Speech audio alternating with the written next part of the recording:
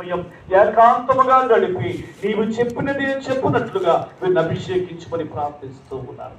అభిషక్తులు వారిపై తైలం పోసి అభిషేకిస్తూ ఉండగా పరలోకము దేవుని హస్తాభిషేకము చేత నడిపించమని తండ్రి గారు దర్శనం కొరకు స్తోత్రం ప్రభా.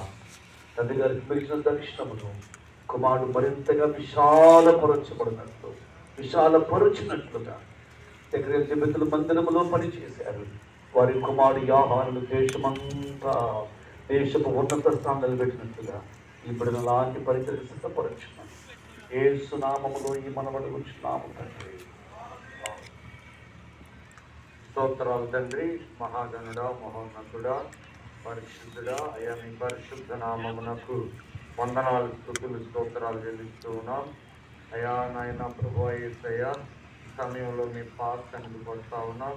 పరలోకమందు ఉండి నాయన మమ్మల్ని చూస్తూ ఇక్కడ ఉన్నటువంటి మనోజ్ని జ్యోతి వారిని చూస్తూ ఆనందిస్తున్నటువంటి దేవా, అయా కోటాను కోట్ల దూతల ప్రభువా సంతోషించి